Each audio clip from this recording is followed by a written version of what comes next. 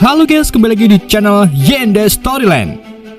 Di video kali ini, admin akan mendongeng sebuah film series paling amazing berjudul The War Between the Land and the Sea yang dirilis pada tahun 2025. Dan karena film ini ada banyak episode, jadi di video ini admin akan membahasnya episode 1 dan 2. Dan nggak usah lama-lama, yuk mari kita simak alur ceritanya.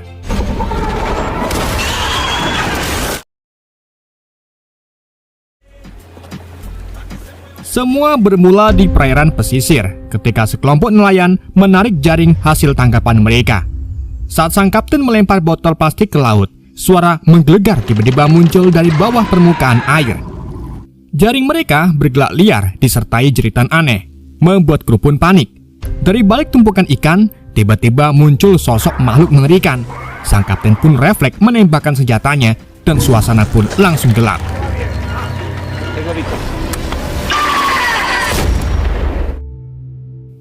Scene lalu beralih ke London, di mana memperlihatkan seorang bapak-bapak bernama Brackley terbangun pukul 1 dini hari akibat getaran dari telepon dinasnya. Ia bekerja sebagai staf administratif di Satuan Tugas Intelijen Persirakatan Bangsa-Bangsa bernama UNIT. Setelah membaca pesan masuk, Brackley bergegas membangunkan putrinya yang bernama Kirby dan menjelaskan bahwa ia harus segera berangkat karena urusan mendesak. Kirby pun dititipkan sementara kepada ibu kandungnya yang bernama Barbara. Tak lama kemudian, Sersan Hana menjemput Brackley, namun ia meminta waktu untuk mengantar anaknya lebih dulu. Dalam perjalanan, Kirby heran melihat ayahnya akrab dengan seorang tentara. Ia lalu mengarang alasan tentang keamanan kantor kelautan karena belum siap menjelaskan pekerjaan aslinya. Setibanya di rumah Barbara, Kirby disambut hangat. Usai berpamitan, Hana memberitahu bahwa Brackley ditugaskan menggantikan agen Roger yang sedang menjalankan misi lain. Mereka lalu menuju bandara militer dan menaiki jet pribadi. Di dalam pesawat, Jenderal Austin menjelaskan garis besar misi. Seluruh data detail misi juga sudah tersedia di tablet. Namun setiap kali Brackley mencoba mengaksesnya, sistem menolak izin, mengira terjadi kesalahan. Kopral Morgan tanpa sengaja memperlihatkan rekaman rahasia yang menampilkan makhluk aneh menyerang warga. Dalam kondisi gugup, Brackley menjelaskan bahwa namanya tercatat sebagai pengganti Roger sejak tahun 2020. Meski saat itu ia hanya diminta menjawab panggilan telepon, membalas memo, dan upload sosmed yang ringan. Tapi data malah menjadikannya permanen. Padahal Brackley hanyalah staf administrasi, supir, bukan agen lapangan. Menyadari keliruannya, Morgan pun segera menghentikan pembicaraan. Singkat cerita, pesawat mendarat di sebuah pulau terpencil. Dari sana helikopter membawa mereka ke Cala Escondida, lokasi markas sementara unit yang telah dipenuhi persenjataan lengkap. Austin menjelaskan bahwa seluruh warga telah dievakuasi dan pulau tersebut kini menjadi pangkalan militer. Setelah memasuki bangunan utama dan menjalani proses dekontaminasi, tim diperlihatkan jasad makhluk yang sebelumnya dibunuh nelayan. Makhluk itu sempat dipajang warga sebagai tontonan dengan harapan menarik wisata. Unit awalnya mengira kabar tersebut hanyalah hoak, namun seorang ilmuwan menjelaskan bahwa makhluk itu bukan Homo aqua, melainkan Homo spondal. Di bagian lehernya ditemukan sebuah mutiara yang menyerupai spesies sejenis yang pernah mereka temui sebelumnya. Meski fungsinya belum diketahui, Austin menduga mutiara itu dimiliki sejak lahir dan memintahkan agar dikembalikan. The genitalia suggests reptilian cloaca. First time we've seen one exactly like this. Every time you find a creature like this, we find the pearl. Tim pun ditugaskan melakukan penyelidikan lebih lanjut. Namun sebelum meninggalkan ruangan, Brackley menatap jasad Homo spondal itu sejenak.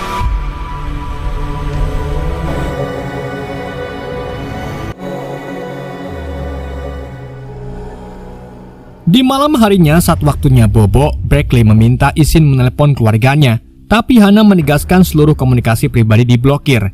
Ia pun hanya bisa membaca pesan dari Barbara yang terus masuk. Di sisi lain, Morgan dan prajurit bernama Abdallah berjaga di dekat jasad Homo spondal. Namun tanpa sadar, tanah di bawah mereka perlahan berubah menjadi lumpur. Abdallah terseret lebih dulu, disusul Morgan yang gagal meminta bantuan lewat radio.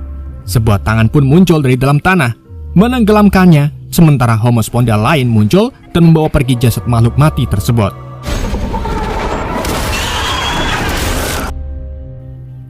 Alarm keamanan pun langsung berbunyi dan tim bergegas ke lokasi. Sayangnya di sana ruangan sudah kosong, lantai kembali normal. Namun, Beckley menemukan kursi logam terkubur di bawah permukaan. Austin lalu mencoba memanggil Morgan dan Abdallah, tapi hanya suara statis yang terdengar, lalu berubah menjadi gema dari bawah tanah. Saat digali, sebuah tangan muncul dari lumpur, membuat semua orang pun ketakutan. Kanan derdek, Beckley pun keluar untuk menenangkan diri. Austin dan Hannah menyusul. Di sana, Becky kembali mengakui bahwa ini hanya administrasi, bukan agen lapangan.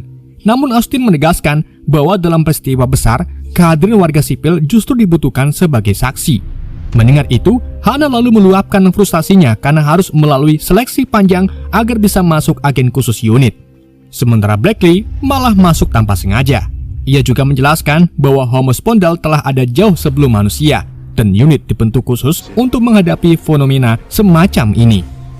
Dugaan pun muncul bahwa serangan tersebut adalah upaya merebut kembali planet mereka yang sudah ditinggali sebelum manusia ada. Unified Intelligence Task Force was, but if they're not dead, millions of years ago, so the planet belongs to. Di saat itu juga ada laporan masuk tentang kemunculan Homo Spondal di pantai. Tim pun segera bergerak, sementara Beckley ditugaskan merekam. Saat makhluk itu muncul dari laut, Austin memerintahkan pasukan menurunkan senjata dan menyampaikan niat damai melalui alat penerjemah. Dari percakapan itu, Homo Spondal menuduh manusia telah membunuh spesies mereka. Namun Austin menegaskan bahwa kedua belah pihak sama-sama kehilangan korban malam ini dan meminta kekerasan dihentikan. I suggest we stop. Is that agree? Sir, we all talk. Sayangnya di situ terjemahan sempat terputus. Kemudian disusul semakin banyak Homo Spondal yang muncul. Dari situlah pasukan mulai panik, tapi Austin tetap menahan mereka dan akhirnya sistem terjemah kembali normal. Pemimpin Homo Spondal kemudian menyatakan pesan itu telah mereka sebar ke seluruh dunia, dan pada saat yang sama ponsel di berbagai negara menerima peringatan darurat, menandakan kemampuan pertasan global kaum Homo Spondal jauh lebih canggih dari manusia. It's happening all over the world. Setelah kejadian itu, di seluruh penjuru bumi, manusia menyaksikan kemunculan Homo Spondal secara massal, sementara rekaman amatir menyebar dan media internasional menyiarkan tanpa henti. Menanggapi krisis ini, para pemimpin dunia pun meluncurkan program diplomasi H20 dan membangun jalur air menuju Istana Kekaisaran sebagai lokasi perundingan damai.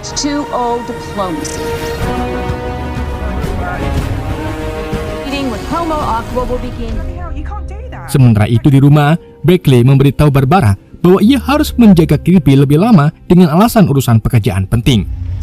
Ia lalu mentransfer sejumlah uang untuk meredakan ketegangan dan sogokan untuk Barbara. Beberapa waktu kemudian, para pemimpin militer dan perwakilan duta politik dunia berkumpul di Istana Kekaisaran. Ketika sebuah drone paparazzi mendekat ke jendela, petugas keamanan segera menjatuhkannya. Berkat kaca satu arah, tidak ada informasi visual yang bocor keluar. Di tengah persiapan, Roger tiba-tiba menerobos masuk dan meluapkan kemarahannya kepada Beckley karena posisi pentingnya telah tergantikan di saat situasi bersejarah ini. Namun ia segera diamankan dan dikeluarkan dari ruangan. Tak lama, sistem aliran air diaktifkan untuk mengisi tangki pertemuan. Meski sempat terjadi kebocoran pipa, tim teknis cepat menanganinya dengan lakban. Up to 100 psi. Open seals.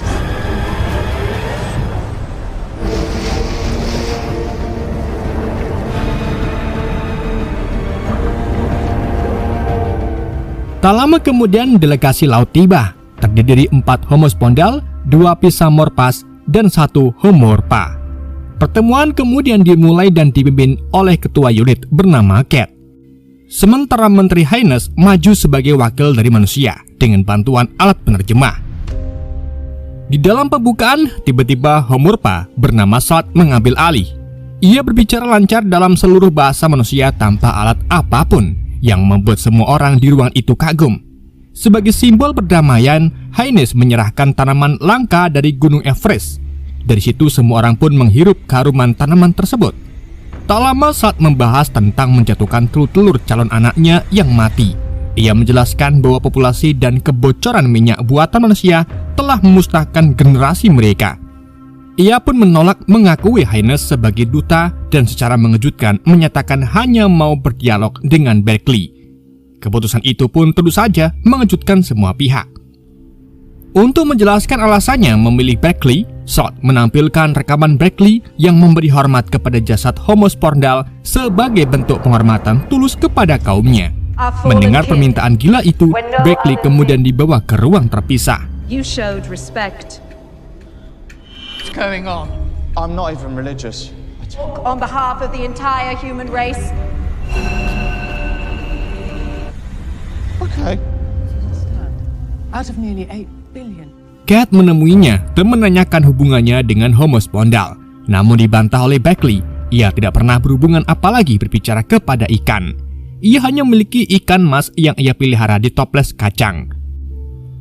Cat kemudian memperingatkan bahwa latar belakang hidupnya, termasuk keluarganya, tengah diselidiki.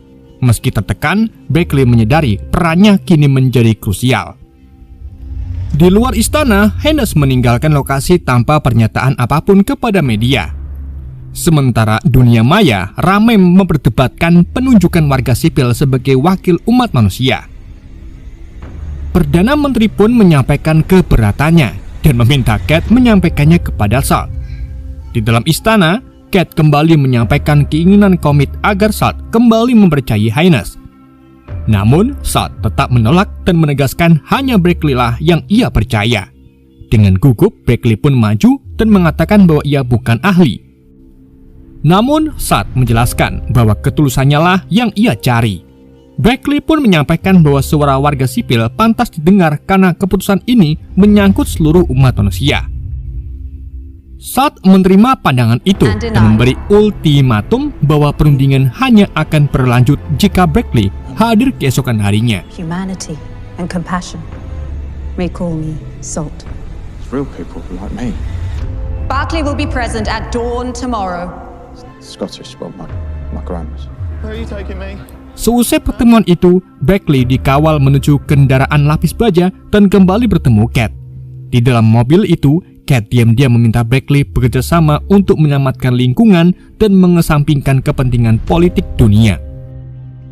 Singkat cerita, Berkeley lalu dibawa ke hotel delegasi asing. Di sana secara diam-diam, Jenderal Dominic diam-diam memotretnya. Tak lama kemudian, Berkeley dipertemukan kembali dengan Barbara dan Kirby. Keduanya terkejut dengan peran barunya. Kirby merasa bangga kepada ayahnya, sementara Barbara diliputi kecemasan. Meski begitu, Berkeley memilih tetap maju menghadapi peristiwa bersejarah ini. I don't know. So, excuse me if I have questions. God, no, they've got like this whole Berkeley will committee. be present at dawn tomorrow. Di sisi lain, Cat dan tim analisis menelaah setiap pernyataan Salt. Mereka mencatat penggunaan kata kita yang konsisten, menguatkan dugaan bahwa Homo Spondal memiliki kesadaran kolektif dan memiliki rasa kepedulian antara sesama yang lebih kuat dari manusia. Mereka juga menganalisa ketika Salt menghirup aroma tanaman hadiah. Seluruh rombongannya melakukan hal serupa secara bersamaan, disertai perubahan pola bahasa yang menjadi lebih halus. Sementara itu, di lab lain, dua ilmuwan meneliti telur-telur hadiah Salt yang gagal menetas. Perhaps some slides. Sementara Cat masih terus kepikiran kejadian besar ini. Untungnya kekasihnya yang bernama Christopher menenangkannya. Kita kembali ke laboratorium, di mana salah satu dari ilmuwan tersebut ternyata diam-diam mengambil satu sampel sel milik telur Salt. Di hari berikutnya, sampel itu ia serahkan kepada bangsawan bernama Getes. Sebagai imbalannya, ia diberi kewarganegaraan. Meski kesepakatan itu mengecewakannya karena ibunya tidak termasuk. Gates kemudian menyerahkan sampel tersebut kepada Dominic dan Jenderal Oscar yang telah menunggu. Sebagai tokoh energi berpengaruh, Gates menilai program H20 mengancam kepentingan bisnisnya. Dominic memaparkan simulasi krisis ekonomi akibat kekacauan ini, dan Amerika juga masa bodoh dengan lingkungan serta memilih mengutamakan stabilitas pasar dunia, sehingga mereka akhirnya sepakat untuk bekerja sama. Sementara malam itu di rumahnya, Cat menerima laporan bahwa identitas Berkeley telah bocor ke media. Di keesokan harinya, wartawan mengepung hotel dan pengamanan diperketat. Penyelidikan internal mengungkap Dominic sebagai sumber kebocoran. Kate kemudian segera membatasi akses media dan melarang Dominic menghadiri pertemuan lanjutan. Saat perundingan dimulai, Blackley tampil gugup, tangki diisi kembali, lalu Salt hadir bersama pengawalnya. Blackley membuka pertemuan dengan permintaan maaf atas kematian telut-telut tersebut. Salt pun menerima permintaan maaf itu setelah mengetahui Blackley juga adalah seorang ayah.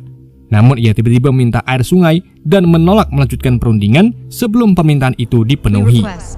Ketika air sampai, Blackley diminta meminum air keruh tersebut. Water from the river. Kate pun memperingatkan resikonya karena itu air sungai comberan. Kate juga terus menekan Blackley untuk membaca teks diplomasi. Namun tanpa diduga, Blackley justru melepaskan alat komunikasinya dan berbicara jujur tentang kelalaian manusia menjaga lingkungan serta dampaknya bagi generasi anak-anak selanjutnya. Kejujuran itu pun membuat ruangan terdiam dan mengubah sikap Salt menjadi kagum padanya.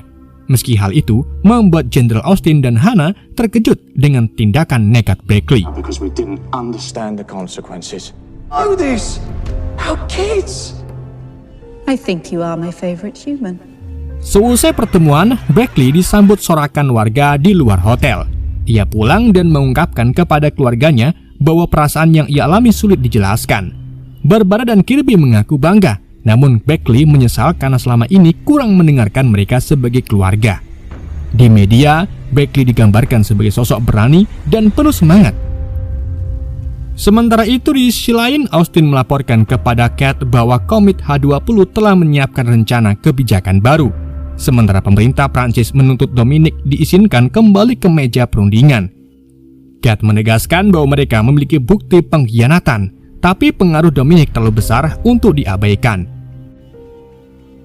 Pada saat yang sama, tim peneliti mempelajari jaringan miselium di bawah tanah dan menduga sistem itu menjadi sarana komunikasi Homo Spondal melalui mutiara sebagai pusat penghubung.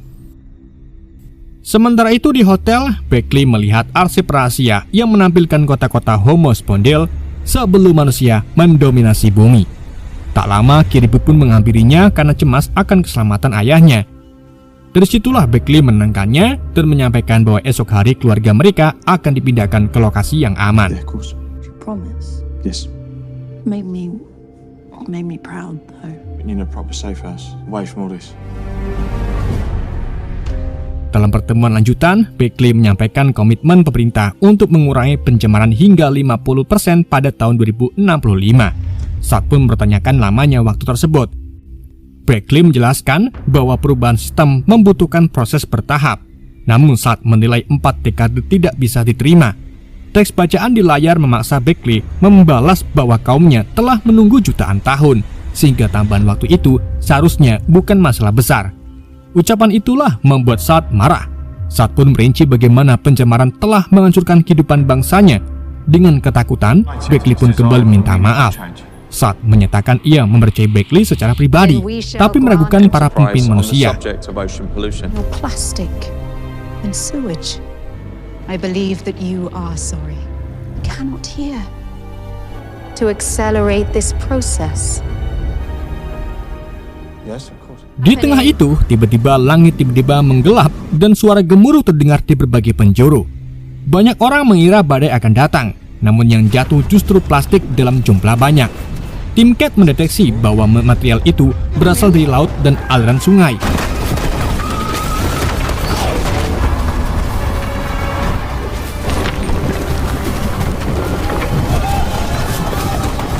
Saat para pemimpin dunia dievakuasi, Kate mohon agar kejadian ini dihentikan. Namun Salt menegaskan bahwa mereka hanya sedang membersihkan limbah yang ditinggalkan manusia. Di tengah kacauan itu, Blackley segera menghubungi Barbara dan memintanya menuju istana kekaisaran. Pak sopir mencoba mencari rute alternatif, tapi jalan-jalan perlahan tertutup tumpukan plastik. Dan tiba-tiba, sebuah dildo besar jatuh menghantam kap mobil. Hal itu pun merusak mesin dan membunuhnya. Barbara kemudian segera menyuruh Kirby keluar dan berlari. Ia lalu melompat dari kendaraan dan nyaris tertabrak ban kontainer yang menggelinding liar. Barbara segera menghubungi Blackley dan mintanya mencari Kirby. Setelah itu, ia berlari menembus kekacauan. Beckley kemudian berlari keluar dan menemukan Kirby tepat saat sebuah jangkar besar jatuh dari udara di mana ia menerjang dan menyelamatkannya. Tak lama kemudian Barbara menyusul mereka. Keluarga itu lalu berlari menuju perlindungan di kawasan kediaman kekaisaran. Austin menilai peristiwa ini sebagai pernyataan perang dari kaum Homo spondylius. Di berbagai belahan dunia, siaran televisi menampilkan hujan plastik yang melanda kota-kota. Warganet ramai yang menyimpulkan bahwa Homo spondylius menginginkan kepunahan umat manusia. Pemerintah di seluruh dunia mengeluarkan peringatan darurat dan minta masyarakat tetap berada di dalam rumah.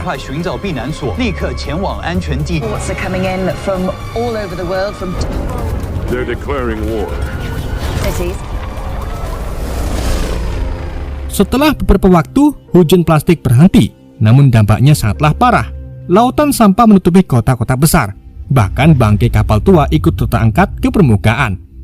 Kerugian ekonomi diperkirakan mencapai ratusan miliar dolar. Meski otoritas menyatakan rencana pemulihan telah disiapkan, sejumlah tokoh publik menyebut kejadian ini sebagai peringatan keras agar umat manusia bersatu.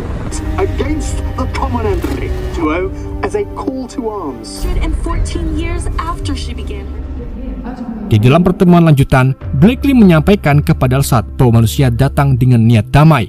Namun tindakan Homo spondylius justru membahayakan proses perundingan. Ia menegaskan bahwa pihak manusia tidak menginginkan konflik bersenjata. Sat membalas bahwa peperangan telah lama dimulai dan manusialah yang memicunya, sehingga apa yang dilakukan kaumnya hanyalah mengambil kembali hak mereka untuk hidup bersih. Beckley kemudian mengakui bahwa Homo spondylius memiliki kecerdasan yang melampaui manusia dan ia memahami keresahan mereka. Namun ia juga menegaskan bahwa dampak orang kini terluka dan diliputi ketakutan. Sementara rasa takut kerap mendorong manusia melakukan tindakan bodoh. Kate lalu memintanya kembali mengikuti layar naskah resmi. Beckett pun menyampaikan tuntutan Perserikatan Bangsa-Bangsa agar tercipta perjanjian damai selama perundingan berlangsung. Slat kemudian mengajukan 3 syarat. Syarat pertama adalah penghentian total pencemaran laut dan seluruh perairan tanpa penundaan.